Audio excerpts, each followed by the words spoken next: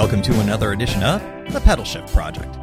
The Pedalshift Project is a series of conversations, thoughts, and experiments around the bike touring lifestyle, from tips and tricks to ideas on how to ride your ride. Let's shrink the world by bike. Show notes and more are available at pedalshift.net/090. You can email me at the show, pedalshift@pedalshift.net, or call the voicemail hotline at 202-930-1109, and check Pedalshift out on all the socials too. Hello everybody, and welcome to the 90s. It's kind of my favorite time, at least musically, I guess. I think, maybe, I don't know. Would I say the 90s were my favorite? Maybe.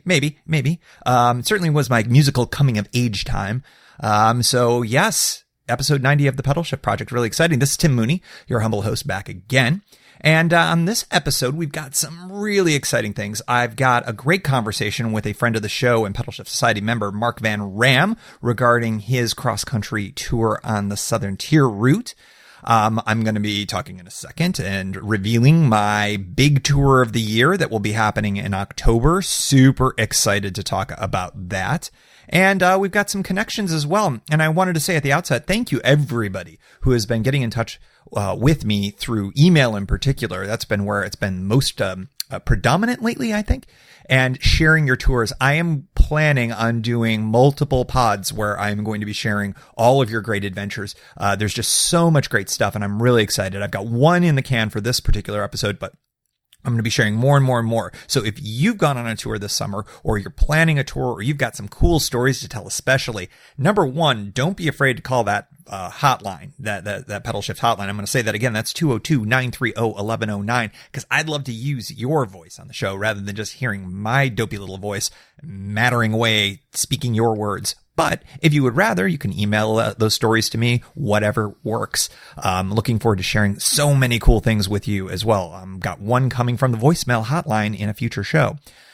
So, it's great to have this show because I am excited to reveal that I'm going to be going to the Pacific Coast again. I will be riding in October a section of the ride that I did back in 2014, which was the entire Pacific Coast. And I talked about that back all the way 80 whole episodes ago on episode 010, episode 10 of the show. I'm excited to do Newport to San Francisco. Now, let me kind of march you through the process of how I got to making this decision. Number one, I've been stupid busy this summer in a way that has prevented me from doing some more of the weekend types of trips or the week-long trips that I would like to do. Normally by now, I've done at least another week-long trip. Just haven't been able to do it. That's been fine. I'm probably going to be telling you all about why in a little while. It's got not really much to do with the show, but just been busy. And so come October, it's going to be easier. And so I just saw the free space and I roped it off and off I go. Why did I decide to do the same route that I've done before? I'll be honest, I kind of miss this section of the Pacific Coast. I haven't done it in 3 years.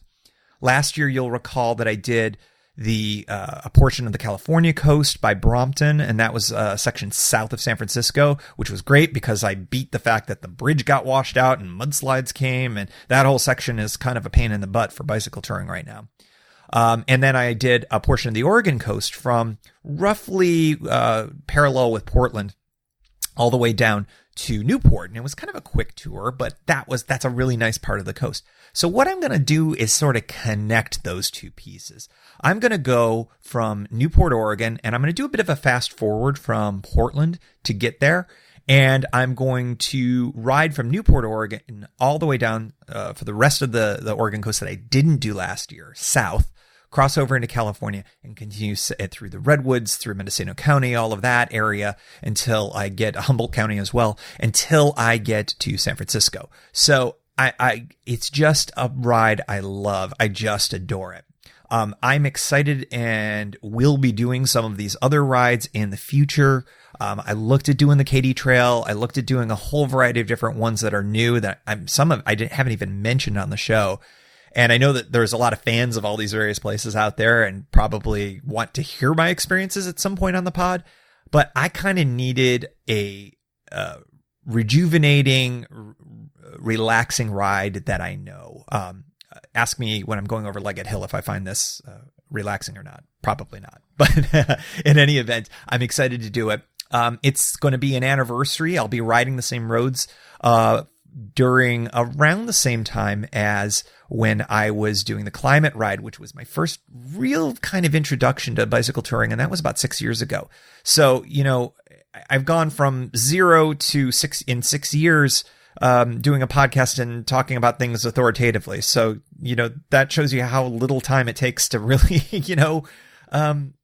get into this and have it be a real change in your lifestyle. But this ride is really special to me, and I'm really excited to be sharing it with you. I'll have all sorts of details on what else will be part of this tour, how you'll be able to listen along. I haven't decided if I'm going to do a live version of the tour journal yet. We'll kind of figure that out as we go along.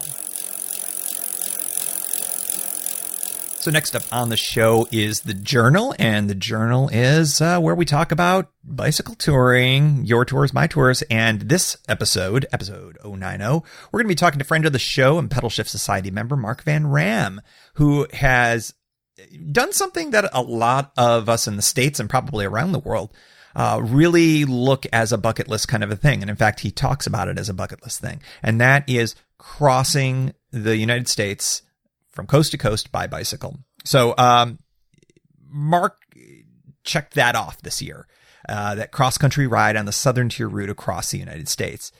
From deserts to mountains to encounters in the deep South, this was a trip of a lifetime, and he describes it in our interview.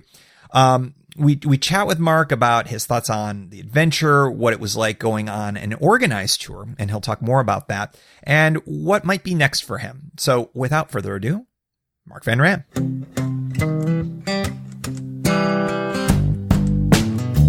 Why don't we just start with you introducing yourself to everybody at Pedalshift? So my name's Mark van Raam. I live in Hampton, Virginia, which is about 3 hours south of Washington, D.C.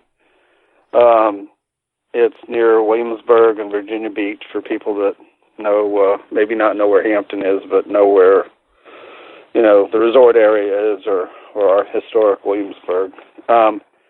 I retired almost exactly a year ago from work, and had been on my bucket list for at least 10 years to maybe try and ride across the United States. So I finally, had the time, because the ride that I did took 52 days, and it was, probably it is the hardest ride I've ever done. It's not, probably, so.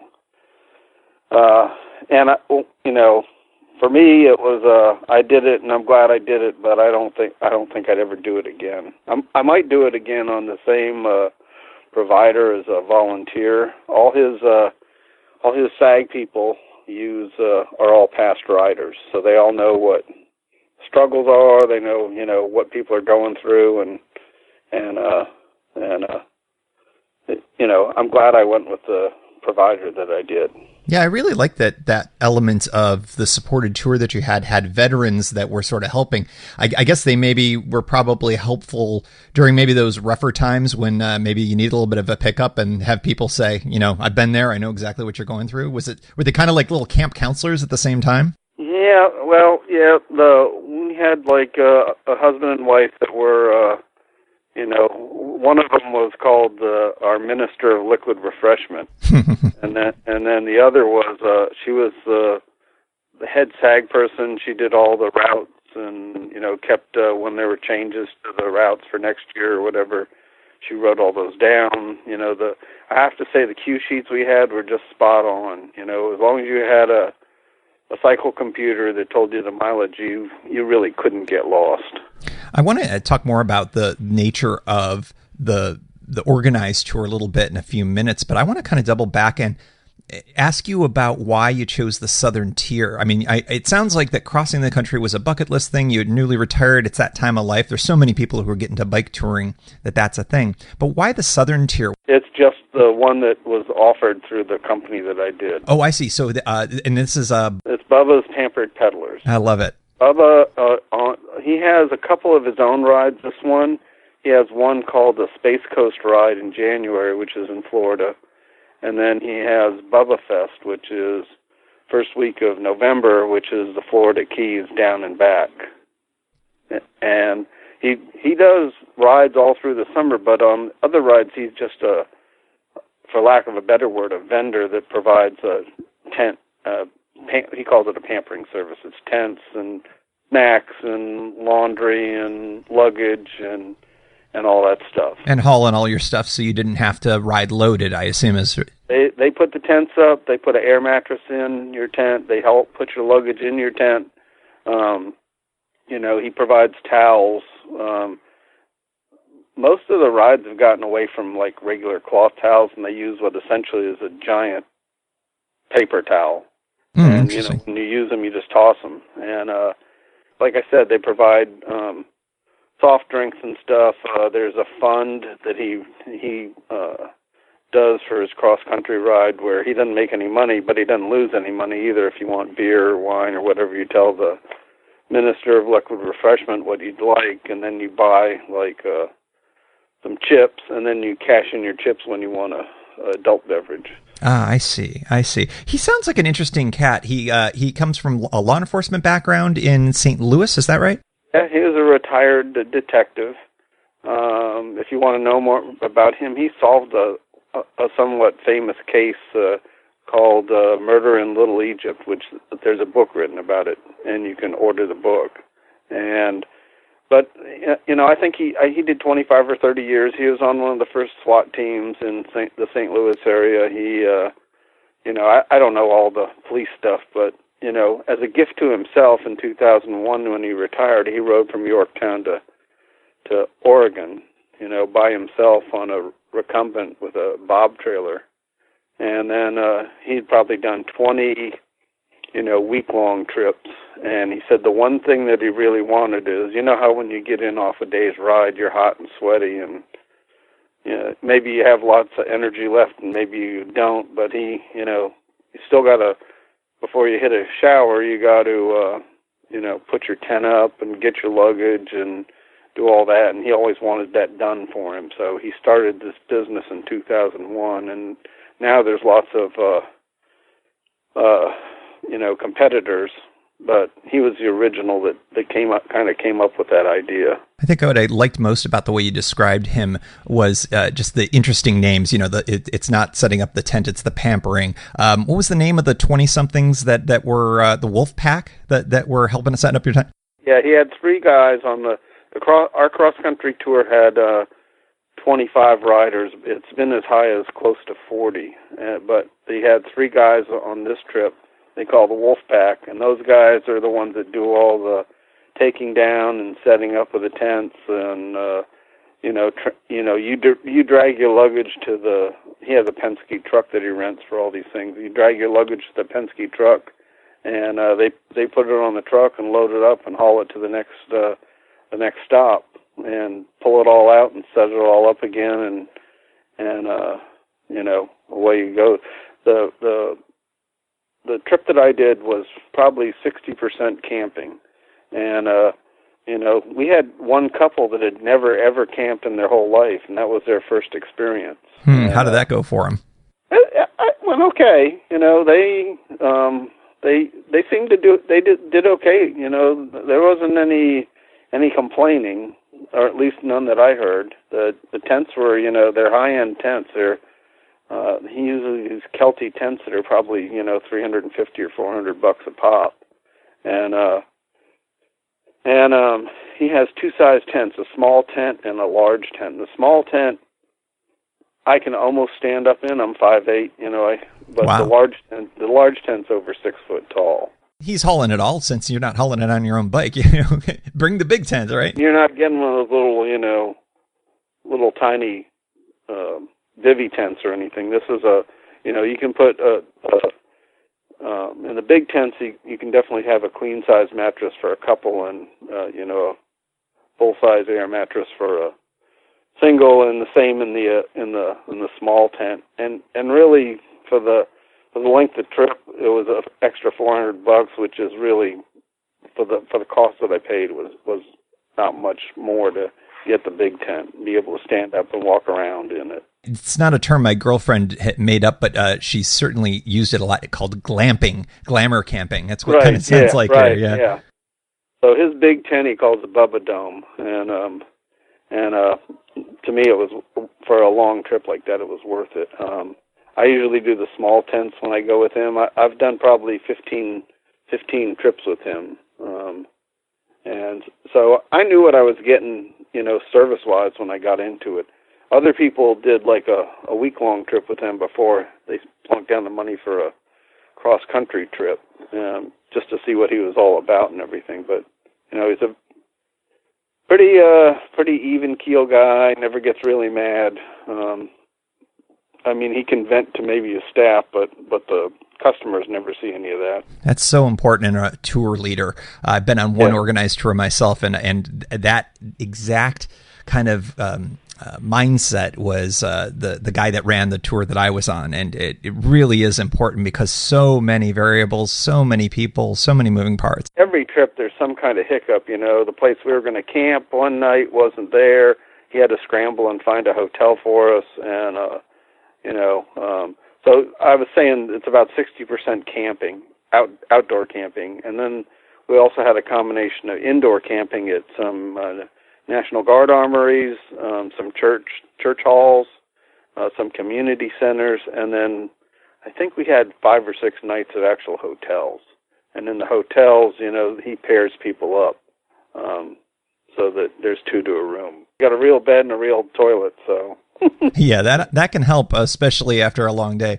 What was your favorite night of camping? What was the best campsite that you had on the whole trip? I was thinking about that. I think my favorite night was a place in Texas at a state park called Seminole Canyon State Park. Okay. And you can look it up. It's got native paintings and caves.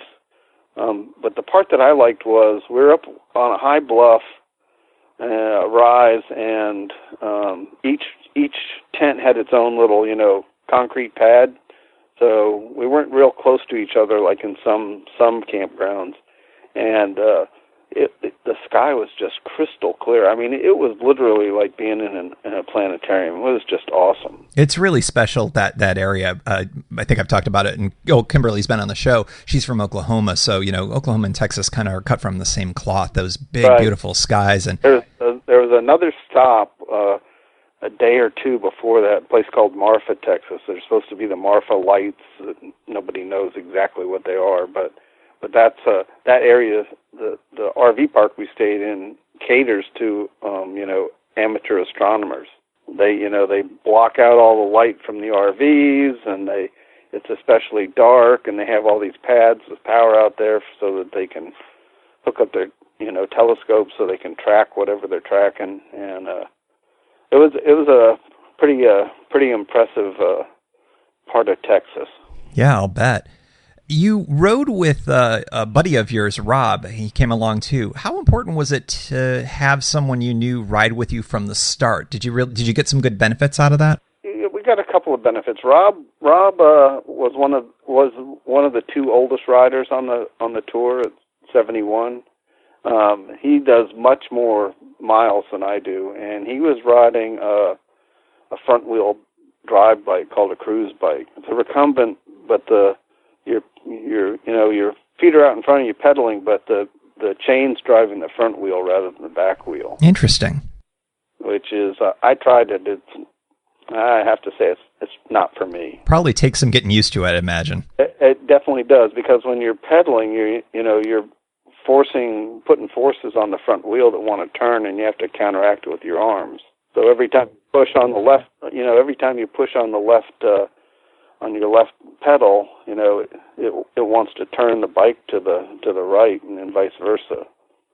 So it definitely takes some getting used to. But I'm glad Robb went. It worked out in the end. We roomed together when there were roommates. He was somebody I already knew. I didn't usually ride with him, but and coming home, it made it much easier. We split the cost of a van to drive home from Florida. So, I'm glad he went with me. We've been talking about it for years. I finally told him, look, I'm sending my money in, next week. And he's like, oh, okay, I got to decide if I'm really going to do this. because he worked up to the day before we left for San Diego. Oh yeah, you had said that he semi-retired the day before you guys left. That's a great way to kick off your semi-retirement. Yeah, well, he was going to be fully retired, and then when he got home, they said, "Hey, can you come back?" And he's going to work like 2 days a week, and they said, "We're behind." He works for a NASA contractor, so they put him on full time again. So he hadn't actually retired. Got to keep the rockets flying, right? Yep, absolutely. Well, you, speaking of bicycles that were ridden, you are a fellow Novara Safari rider, and I think we need to take a moment to pour one out for our discontinued bike. Yeah, I love that bike. Yeah, tell us how did it work? Would you recommend it for an organized tour where you don't ride as loaded, or do you think you would, if you would? I mean, you said you may not do something like this again, but if you did a long tour, would you prefer a lighter, smaller, kind of zippier bike for something like this? Yeah, if you're not loaded? I think I would. I was probably, if not the slowest every day, I was the slowest nearly every day into camp. There was some very high-end road bikes on this trip. We had two couples on high-end tandems. They were probably the first in every day, and then we had one guy on a Surly. It was an Ogre, which I've never heard of before, but it was kind of like a long haul trucker, I guess. And I think he had the heaviest bike. But yeah, I rode the Safari. It was, it comes with much fatter tires. It comes with 48s, I think, or 45s, but I put 35s on it to just get a little bit narrower tire. And then I had a rack on the back, and I had a bag on the front. And I probably carried too much stuff, but I never got a flat. I never had a spoke break. I would say everybody on a high-end bike had some kind of mechanical problem without fail. Interesting. And because some of the roads, to put it mildly, are crappy. In Texas, there was some chip seal that was bad. In California, the last day or two in California, we rode on some horrible roads that, it would have been much better to ride on the interstate, but apparently the rule is if there's no other road, you can be on the interstate, but if there's even a crappy road, you have to ride off the interstate. So we were on some pretty awful roads. So on that day, is that during the descent into the desert on those roads in California that you're talking about, or was that a little bit later? We're actually on the shoulder of I-8 on the descent, but the next day we were on some awful roads, right along the interstate, and definitely in Texas for probably 2/3 of the state. The first 2/3 of the state were on roads that weren't very good, and Louisiana had some awful road surfaces also. Yeah, the U.S. South doesn't have really great reputation for roads for many parts, but some areas of Texas I know do have really good roads, like around Austin and whatnot. For the most part, we followed U.S. Route 90 most of the way, and we were mostly on the ACA route, the Southern Tier. He's over the years deviated from it to find basically, because when you leave San Diego, the ACA route goes farther north, and you're climbing higher mountains than he ended up doing. And to be honest with you, where I live, it's 100% flat. I definitely suffered in the mountains. The second day was only 39 miles. That was the second shortest day. And probably 5 of us bailed at the 18-mile mark and got driven into camp because it was just so hard. That's a tough first day because with that climb, especially if you're not used to hills like that or mountains really to speak of, you haven't kind of ridden yourself into climbing shape by that point. And I know I'm from a similar area around here in DC. We don't really have climbs to speak of. You got to go kind of way out of the way to find it. So it's not easy to do training, and there's nothing like training. Speaking of Texas, we talked about Texas a couple minutes ago. I hear it's big, and you spent about 3 weeks in just one state. Did it ever feel like Texas was going to end? Towards the end, we said, "Oh, okay, only 2 more days." Texas is definitely like three different climates. So when you in West Texas, you're in the desert area, and then after about a week and a half, you're in this Texas hill country, and it's just up and down and up and down and up and down, and then finally the last day or two in Texas, you're back into the kind of the forested areas where it's just like riding on the East Coast. Lots of green, lots of trees, and that's how it was basically all the way from East Texas all the way to Florida. Interesting. Yeah. I figured going across Texas would just feel like it takes forever. It's like going down California when you're on the West Coast. It just takes a long time. It does take forever. You met some really interesting people on the trip you described in the thing that you sent me. You met astronauts, friends of Ray Charles. Who was the most interesting person that you met, and how did they stand out to you, and why? I have to say the friend of Ray Charles, this Mrs. Pritchard. Ray Charles, I guess, was born in Greenville, Florida, and that's the town. When you ride through, there's a city park there with a statue of him sitting playing a keyboard, and he just her life. She started out talking about they were friends, childhood friends, like single-digit childhood friends, but her life was so interesting. She talked about her life. She went from dropping out of elementary school to getting a master's degree and becoming the mayor of Greenville. And she had such an interesting life story. And, all the adversity that she overcame when there was segregation, when she, went to school as an adult. And it was just very interesting. And Bill MacArthur, who was the astronaut that came and talked to us, he was very interesting also. He talked about life on the space station and what it was like to be on the space station, and it was very eye-opening. Curious, what was the most challenging time that you had when you were on tour? Probably the first week. I made a classic rookie mistake that I should have been smarter about. I have on my road bike, which is a Cannondale, I have a leather seat, not a Brooks. It's a Sella Atomica, I think is how you say it. And it's an American company. They make this leather seat, and it's adjustable. As the leather sags, there's an adjustment to tighten the saddle up, and it was a very, very comfortable seat. I felt like I could ride forever on it. Well, in January, the trip started at the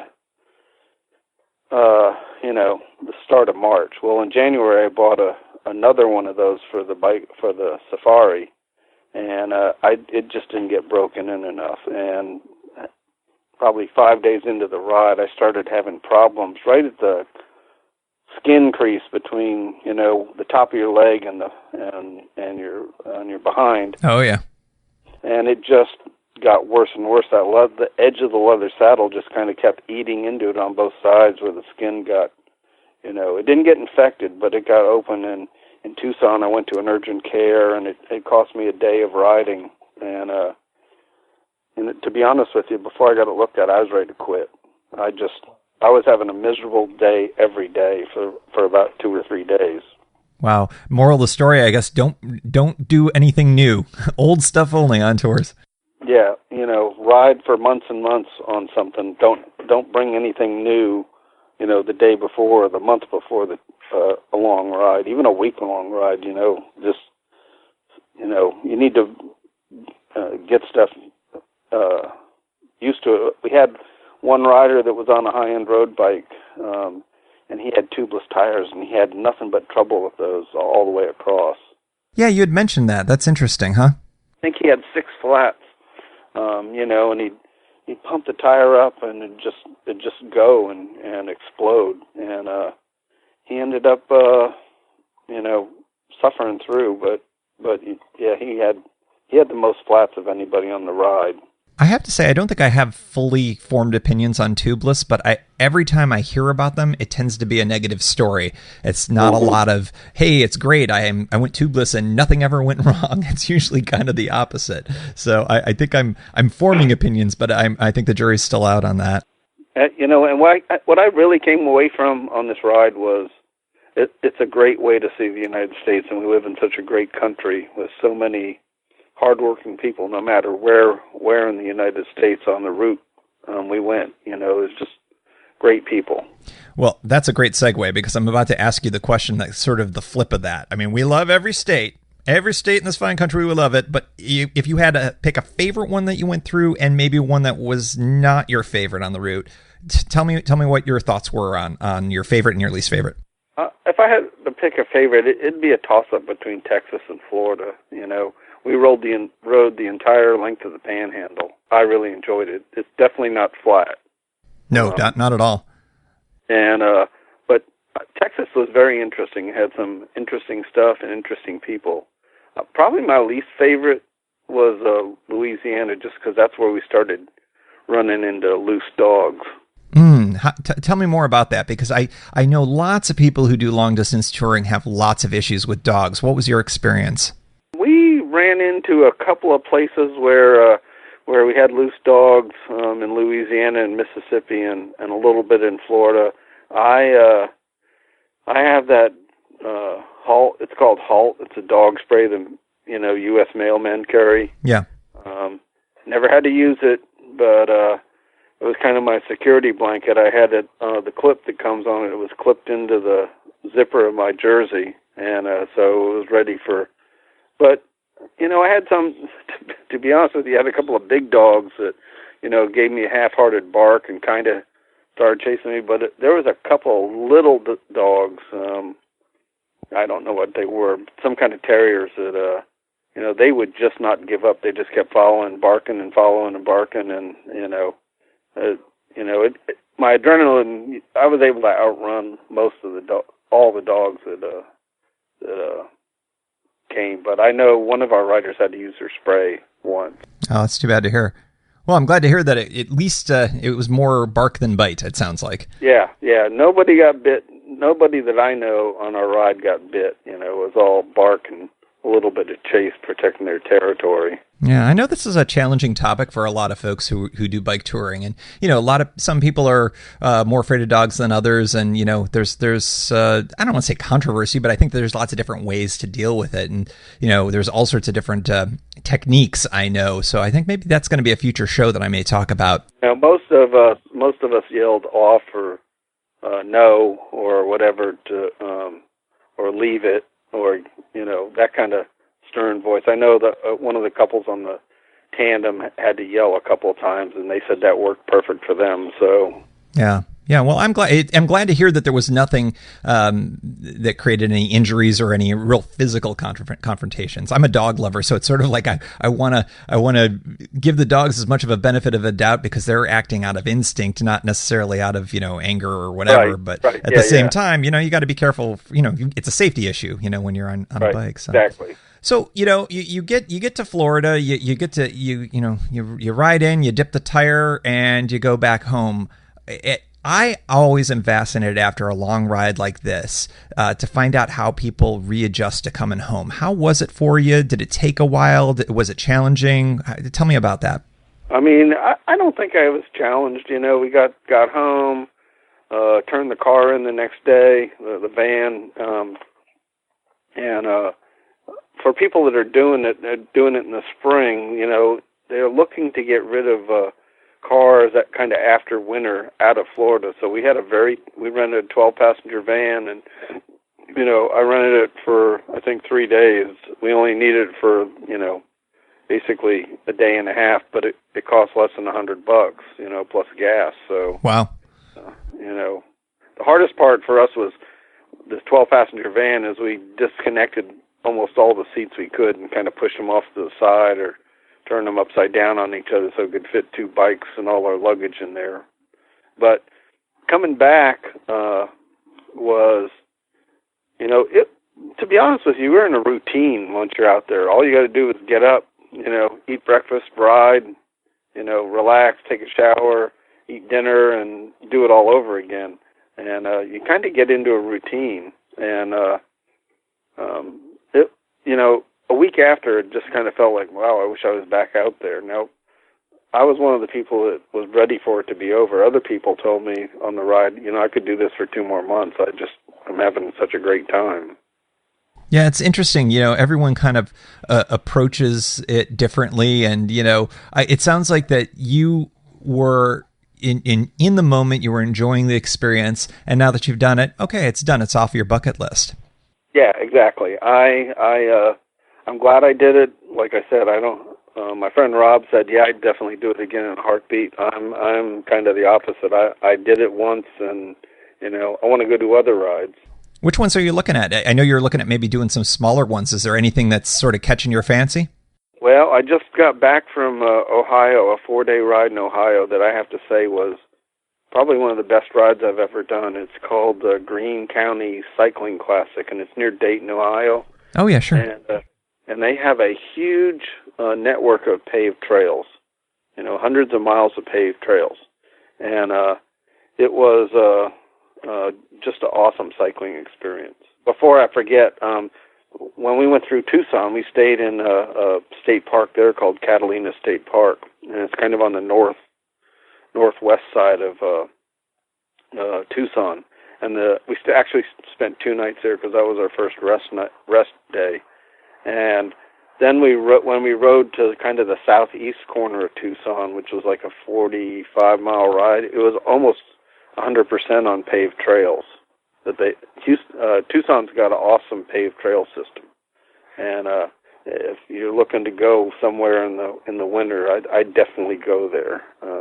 Well, it's funny you mention it, Mark. I'm toying with the idea of doing this route potentially, at least in part, sometime in the winter, and I'm glad you mentioned that because that's. There are a few parts of this fine country where you can do a bike tour in the winter and be at least a little bit warm, and that is one of them. So. Tucson, that Catalina State Park has got great camping. It's kind of out. It's from the road, it's a mile or two in, and it just feels like you're out in the wilderness. And then when you come out of the state park, right across the street is a huge shopping center with a Walmart and chain restaurants and urgent care and all that stuff. So it was a great place to, if you're going to tour, to go there.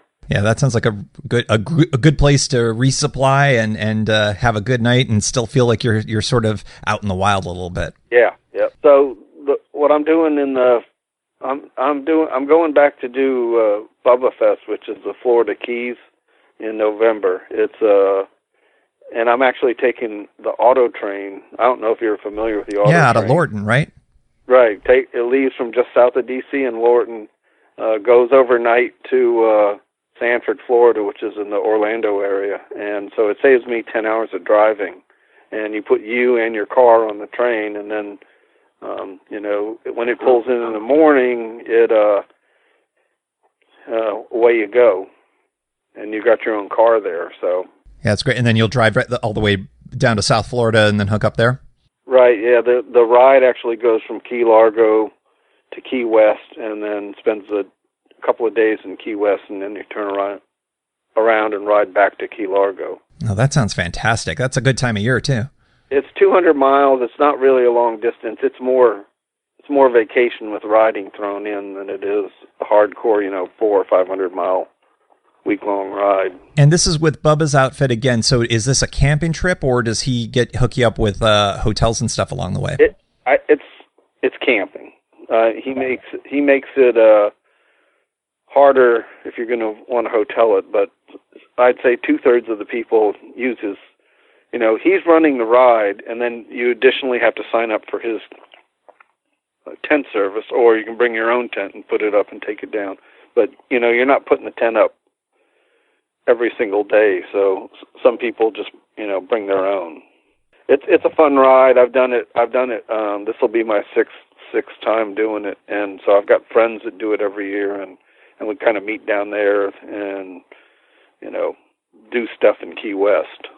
Well, that sounds like a really great adventure and a really good one that's worth repeating. So I'm really excited to maybe hear about you reporting back on this one. It's a great time of the year. It's like in the high 60s at night usually, and the low 80s is as high as it gets during the day. So it's although there was one year, 3 years ago, that Miami had a record cold snap. It was like 54. the first day we rode. So, but there must usually have been like craziness in the streets for that cold. For it absolutely was. You know, they had people who were saying, "I don't have any winter clothes," and I moved to Miami to get away from this. Yeah, exactly. Oh, well, Mark, thanks so much for chatting, coming on the show, telling us all about your adventure and about the ones to come. I'm really excited. Thanks for supporting the show and being on it. Okay, thanks, Tim. I appreciate you calling me.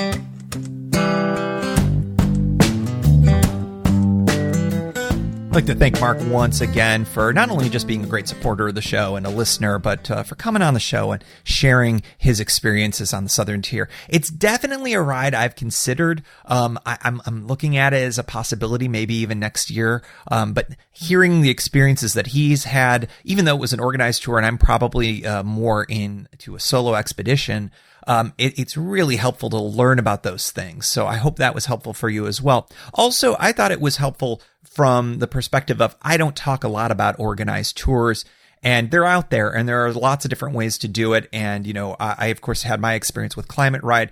He talked about Bubba, who sounds like a hoot, and that type of setup. So all sorts of different ways to do bicycle touring. And I'm really glad that Mark was able to help us out and learn a little bit more about his experience this past year. Next up on the show, an abbreviated connection section. And I say abbreviated because I am behind. I am straight up behind. I talked about it at the top of the show. I've got a lot of great stuff from a lot of great people, and I'm really excited to share all of those with you. I wanted to get Mark's interview in first and then do an abbreviated one. So first in line here, Velo in Oz. I love this name, Velo. Hi from Australia. Thanks heaps for your podcast. By the way, I'm not going to do the accent. You're welcome, Australia. Thanks heaps for your podcast. It's my listening staple on my commute to and from work each week. Thought I'd share a video of my 9-year-old daughter's first overnight bicycle trip here in Australia. She's also a big fan of the Pedalshift project. We listened to 7 hours worth of episodes last weekend. I'm so sorry. I'm really sorry. On your road trip to and from the start point of our tour ride. And then a million bicycle emojis and thumbs up. And I've got a link in the show notes to this video. Please go check this out. This is so fantastic. I said, in response to this email, I said, I think that we now have a confirmed sighting of the youngest confirmed member of the Pedalshift listening audience. If you have a younger person, that is listening, please feel free to share if you're feeling that you would like to break the record right now. Australia clocks in with 9-year-olds. So awesome. Very excited. Happy you guys like the show. Go check out the video. It's freaking great. More connections are rolling in. I have some super cool ones in a future pod. I've kept saying this the whole show. I've got some really good stuff coming. Thanks, Velocetra and Oz. Thanks for sharing. And awesome, Anya. I think that's a way good, Anya. Good, Anya. That feels like an Australian thing to say for bringing along the daughter on that. That's excellent. And we like to close out the show, as always, with a big thank you to the supporters of the show through Pedalshift Society. If you like what you hear, you can help maintain Pedalshift as an independent, listener-supported voice while expanding the offerings. We're talking $5, $2, or even $1 a month helps with the cost of hosting the podcast and the website. You could do it for a bit, cancel any time. One-shot support's welcome if you're not into the whole small monthly thing. Check it out, pedalshift.net/society. On to the society.